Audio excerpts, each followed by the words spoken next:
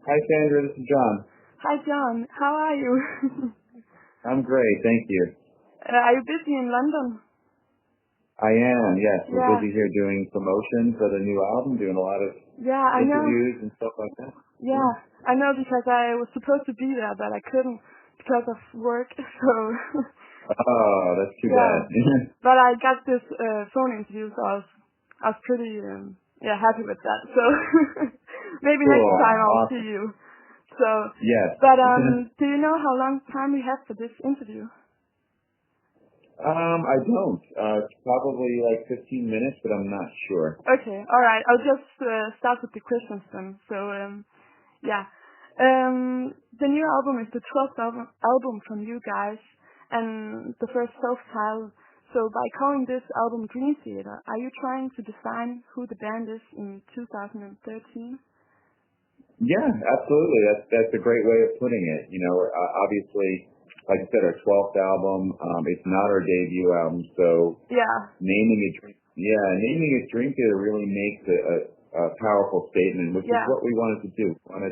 We wanted to kind of make a landmark album, you know, to show people that we're really into what we do. We're passionate about the music that we make, and we're always trying to move forward with the best that we can do. So we thought it was a great way to illustrate that, to be really confident and really strong. So yes, that's exactly right. Okay, so this was your vision for the album, or to start with, or is it something that? Yes. Yeah. Okay. All right. So that makes sense because in the beginning I thought maybe you will do something to celebrate. So many years. It's almost about 25 years, I believe, you've been in the band. Yeah, so, I think it's even longer. Yeah. But so I'm happy for a new era, or what you can call it. This is also the first album where Mike Mangini has been involved in from the writing stages. Did he bring something? Did he bring a different dynamic to the music than my partner did? Yeah. How was that for Absolutely. you personally and musically? It was great. You know, he came in right from day one. We all set up in the studio, and like you said, this is the first time he was in that environment. You know, he is in a band that's been together for, like you said, 25, 26, 27, however many years, and he's coming in. You know, really, that's the first time he sort of saw the way that we did things. You know, and he came in ready to work. You know, with a great attitude and very respectful of the fact that he was new in this situation.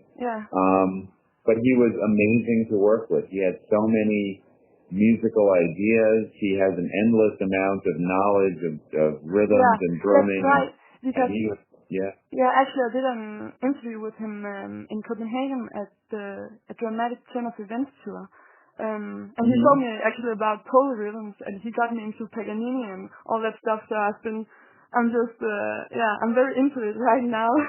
I've been about for almost 2 years, I think. So, and his performance was also remarkable, and he had so much knowledge about polyrhythms. I was like, all right, I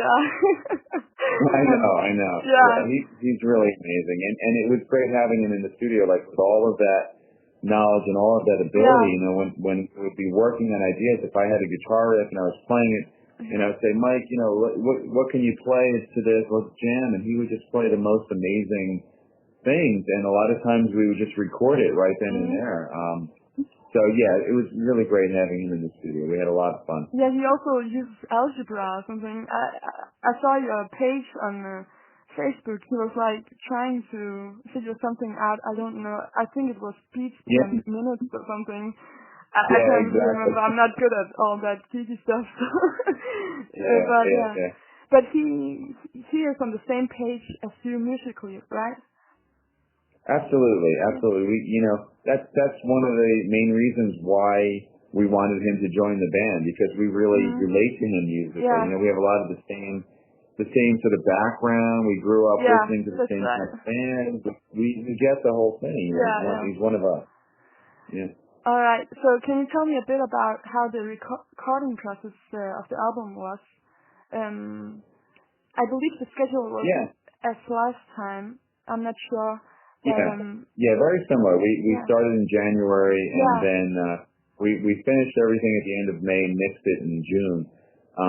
And what we did is we set up all of the instruments in the studio, so the full drum kit, all the guitar amps and bass amps and keyboards and everything. And then we took a lot of time to get the sounds at that point, right at the beginning, to get the right drum sounds, the right guitar sounds. So as we were writing the music in the studio, anything that we wanted to record right there or keep, maybe you had this inspiration and you played this great performance, we were able to just keep it. Yeah, so you recorded everything, so. Yeah, exactly. Okay. Exactly. So you don't forget anything or, so you can look back. Right. All right. I remember you talking about taking it to the next level on this album. In which kind of way have you done that? I think we've done that on in every way that we set out to. Sonically, I think it gets taken to the next level. I think it really sounds like our most powerful, just sort of like richest album. The sounds kind of jump out at you. You can really hear the character of the bass guitar. You can really hear the character of the drums, and James's vocal sounds amazing. So I think sonically it's taken to the next level. I think we put a lot of work into the songwriting and the vocal melodies. It's a very strong melodic album that we tried to rise to the next level. And we try to, as players, really take it over the top, to kind of take the music and make it have so much excitement and conviction and everything. And you can hear that in the drums, you can hear that in the guitars and everybody's performances. So again, we always try to step it up. We try to make things better every time we go in. Okay. That's our goal. Yeah. All right, I'm looking forward to that because I just got the album today, I got access to it today, so I just listened to a few of the songs. And the new album, it also starts with an instrumental, and this is the first instrumental you have recorded since String of Consciousness on Train of Thought, right? I believe. Right. Yeah, and it's quite dramatic. Were your intentions to set a mood with this instrumental track, or it seems very mood-setting, something you would start out a show with? Yeah, exactly. That you're 100% right. We wrote that song in order to start out our show. So, all right. Basically, when you see Dream Theater play live, we always have some piece of like a cinematic song, but it's usually from like a movie or something. So this time we wrote our own. So it's like our own introduction to the show, basically. Cool. So I would like to know if it's hard to be honest about your own music when you're writing creatively. Can you step back and look at it from the listener's perspective, or you just can't detach yourself from your music? Well, that is exactly what the song "The Bigger Picture" is all about. Okay. That's 100% what it's all about. It's about being able to, step back, like you said, sort of detach from it, and really look at what you're trying to do from a standing overhead perspective. Yeah. And I feel like I'm able to do that personally. I think that is what is my strength as a producer, and I think the guys understand that. So. I think I'm able to do that, and that's a big part of being successful when you have an idea and you want to make that idea carry all the way through to the end. So by the time you're finished, you could really step back and say, wow, we did it. We did exactly what we wanted to do. Like, for example, that opening piece, right? We said we want to write an opening piece. So by the time we were done, we were able to say, all right, we did it. We have this great opening piece that's going to do exactly what we needed. So that ability to see the bigger picture and stand back and be objective is something that's very, very important, I think. All right. So this also relates to my next question about you being a producer, because in the past you have been co-producer. You have been co-produced the album with my partner. What was it like overseeing this album on your own? Also, like a dramatic turn of events, you also produced that one. How is it to just do this by yourself? This must be... Yeah, well, it's many hours of work. yeah. Could imagine. But that's okay. That's okay. I love it. You know, I really love it. I think that you know, it's great to be given the opportunity to be in that position, because you know, I'm playing with these guys in the band that are such amazing musicians, and I see it as an opportunity for me to try to really bring out the best of what everybody is all about. You know, to make them feel comfortable, to know their personalities, and allow them to shine as musicians, as songwriters. And so I love it. It's something that has come over the years, or something that you've loved from the start, or? You know, I knew it was something I was always interested in it, but I didn't really, you know, do it before. I didn't really know if I would like to do it, but yeah, I've come to really like it a lot. Yeah, absolutely. Okay, you also get more experience, so yeah, that's natural, I think. So, Dream Theater is considered as the legends of prog metal. Do you ever feel as a prog metal legend, or like a flag holder for the genre? You know, I to me, you know, the style that we play, it came very naturally when we first got together and we were young guys and we were, you know, playing together. We sort of naturally played like heavy metal style, but we were like really into like prog and fusion, so it just sort of mashed together. And I think, you know, now, like fast forward many years, like when I hear about bands, you know, young bands incorporating like more progressive elements into metal and different styles, I think it's awesome. I think it's unbelievable. And I love the way that the style and this genre of music is really sort of spreading out there and becoming more a part of what we listen to. I think it's amazing. I love it. Yeah, I also love it too. I'm a huge fan of progressive metal and also progressive music from the, you know, the late 60s, 70s. Oh, cool. Stuff. Yeah. So, but I'm a Dream Theater is my number one. Just a note. So. Oh, thank you. Cool. Which also leads to my next question. Most of the Dream Theater fans are quite fanatical, including myself. I believe I've spent more time listening to Dream Theater than I have with my family, so... Oh my gosh. So what is it like dealing with that level of dedication from fans? Because it's really, I'm sorry, go ahead. Yeah, it's something special. I know when I talk with other Dream Theater fans, we are very nerdy and like really digging the music and listening because I can sit down and listen to the music. I don't have to do anything, you know. I don't listen to music when I just for fun. I also do that too, but I like just to get into the music and like studying it. So how is it? Yeah, well, you know what?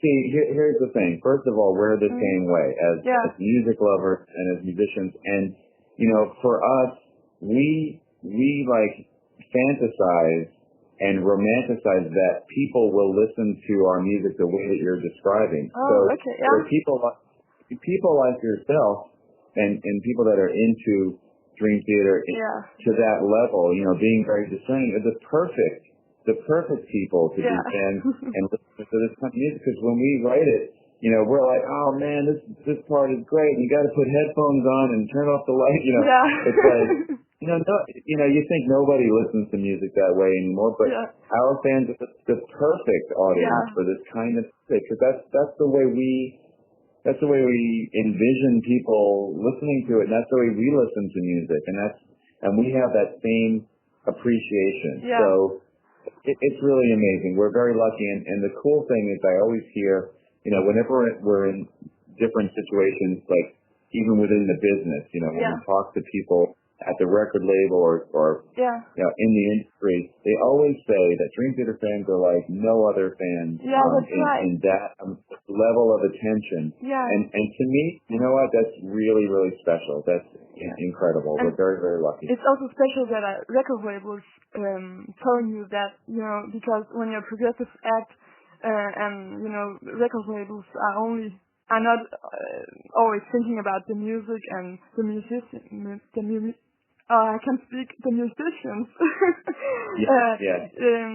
They're not thinking about the music. They're only thinking about selling records. So that's a huge thing from a record label to say, and also give you the freedom. They trust us, and that we have. That we know our music and our fans and our listeners, better than anybody, Yeah. So, it's That's amazing. This also leads to my next question.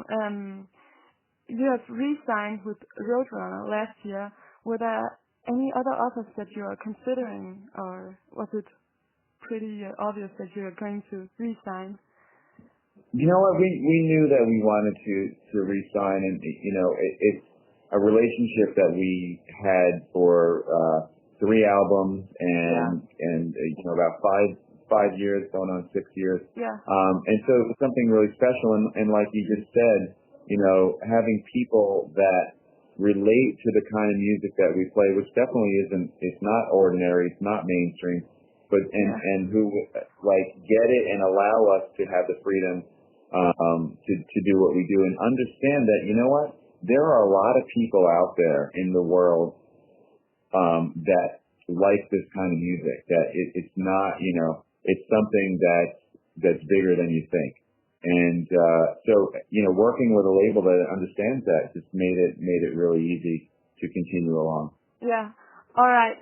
So I would like to ask you about the progressive genre today. You have been talking about this a little bit, but the progressive genre today has become much more heavy and I would say technical. What do you think about the state of progressive metal today comparing to when you started out back in the late 80s? Yeah, well, there really wasn't a scene when we, for us, You started. we listened. Yeah, well, I don't know if we started it. We certainly contributed to it. Rush. Yeah, maybe Rush started. Oh, yeah. Yeah. So we'd hear things like Hemispheres and stuff, and Rush had they had a harder edge. Of course, Yes was. Yeah. To me, the epitome of prog music. Yeah. But Yes wasn't a metal at all. It wasn't a metal mix at all. And progressive rock. Progressive rock, and then Metallica. Some of the Metallica stuff, like on Master of Puppets and stuff, to me is very progressive. Yeah, that's but not so it's kind of like combining those two elements is sort of what came naturally to us. So, but there really wasn't a scene of prog kind of bands. At the same time, there was Face Warning, Watchtower, some of the early Queensryche. Some of the Queensryche stuff was kind of so we were around that time, but now. Oh man, there's so many bands and like you said, it's all the players are amazing. It's heavy. It's more metal. It's very technical. Yeah. But a lot of bands know how to be musical at the same time. There's concepts. Some of them have keyboards. It's pretty wild. I think it's really spreading in a great way. And what's really, really cool is that. It used to be thought of prog is an old person's kind of music. But man, it's all young kids. Yeah. It's all young guys, and girls playing this kind of music. It's awesome. Yeah. All right. So if you had to define the progressive genre, how would you define it? I know you've been talking a little bit about this, but I would like just to know what you think about how to define this genre, because it's a genre I would say you can't define this genre really. So. Yeah, well, to me, it really is about having no boundaries. Yeah.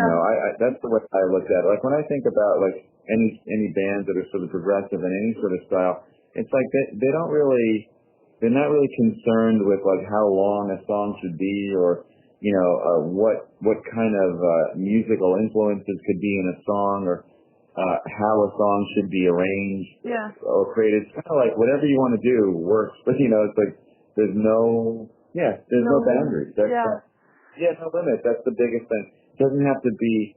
It's not cookie cutter. It doesn't have to be in a certain form, a certain length, or a certain style. You can mix styles together. You can use different instruments. Doesn't matter. There's no rules. So that's what's cool about it. So do you think progressive music should be inventive in some kind of way? Because some people say that Dream Theater aren't that progressive anymore because they argue about progressive music should be inventive, and Dream Theater is not like inventing new stuff. I don't know if you understand. Right. I don't know. Obviously, everybody has their own opinion on what they think. That's right. That's the thing. It's like, the only way I could look at it is from my perspective. Yeah. So every time that I go into the studio and I'm looking at Jordan and Mike and John and James, it's like I'm looking at the greatest musicians in the world, just in the room with me. And when we start playing, it's like this is what we feel like writing, because we're all smiling. It's like, oh man, dude, that's fucking awesome. Do that again, and then we start playing. So it comes out naturally and in the same sort of way and with the same sort of passion that it did when we were 18. It's literally the same feeling of joy in doing that. And so, the music that we come out with is what we feel is natural, and I think that personally we have always kept that sort of spirit alive, that kind of the reasons why we do it. We always have that feeling when we get together and write music. So, but that's, again, everybody has different opinions. People might say, oh, that's not progressive, go listen to this band. Part of that is people being hip, and wanting to be esoteric. Hey, so I don't know. It all depends on who you talk to, really. Yeah, that's right. Yeah. Just before I finish, I don't know how much time you have left, but I would like to know if John, did he, I remember he confirmed on Twitter, you did some kind of YouTube video where you were answering some questions from Twitter and on social media. He confirmed that he was going to write some lyrics for some songs on the new album. Did he actually write any of the lyrics? Because I don't know, I just got the tracks, I can't see who. Right, you don't have to. No, yeah. He did. Actually, John wrote the lyrics to the song Surrender to Reason. Oh, okay. Yeah. Cool. Yeah, so you'll hear that, and all the other ones I wrote the lyrics for. Oh. And then there's 2 instrumentals on it. Yeah. So okay, this is great news because I know many fans are looking forward to hear something from John. It's been so long time since he wrote. I know. Yeah. And he also I'm really very happy, and because he's known as, when fans talk about him, he's known as the silent man because he's not very he doesn't talk so much on interviews, or he doesn't comment so much. So but when I watched the YouTube videos, he was answering and very happy. And, I know. What do you think? And also last time when I interviewed Mike Mangini on the last tour, he also said that something happened to John, because he's suddenly, something happened to you all because suddenly there's no one telling you how to do stuff. What do you think changed him? Is it the fact that Mike Portnoy left the band, or I don't know? I've known John for a very long time. We met when we were in middle school, so we were just teenagers, 14. So he definitely is just a quiet person. He doesn't talk a lot. He's more he's not as outgoing as the rest of us. He's more thinker. Yeah. But the interesting thing is that John has a lot to say, and Mike Mangini is funny because he had, kind of looked at John as like a challenge, as a drummer. He wanted to, as a drummer, really bring John, take him out of his shell type of thing. And so, I think John just feels very comfortable. I think he feels like he's not being judged, but he feels like he can just be himself and get out there and present his ideas. And, one of the cool things on this album that I really, really love that I haven't heard for a long time is just, I think that the character and the personality of the bass guitar really comes through on this album. And a lot of points it's actually featured where he's taking the lead or he has the little solo thing. And the way that Rich Ticky kind of recorded his bass and made it sound more out front, that's the most personality in his bass playing that I've heard in many years. And I think it's great for people to hear, and it's certainly great to see in the studio. So yeah, I think it just feels really, really in a great place and really comfortable. Okay, that sounds awesome. I can't wait to listen to the album. And now that I have it a month before the release, I'm just very excited. But at the same time, I don't feel it's right because I always wait to the release date when I actually have the album in my hand. So it's just I shouldn't be doing this, but I can. And I also have to write a review of the album. So You're cheating. What? You're cheating. Yeah, I'm cheating. I feel because it's not the same, because I wait. I'm so happy when the record arrives, and when I pack it up and put it on.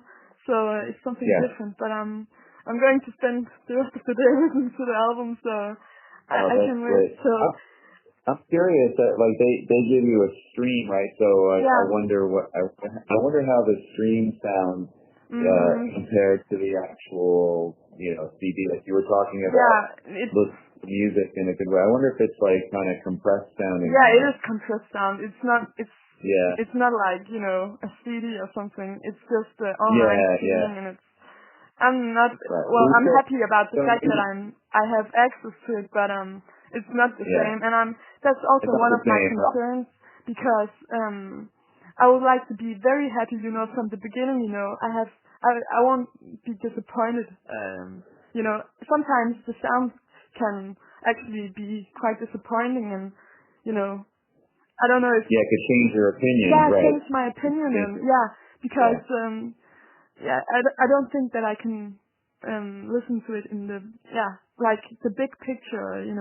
I don't know how to explain it, but it feels strong. Well, maybe you just have to wait. You're gonna have to not listen to the stream and wait. Yeah, maybe I should.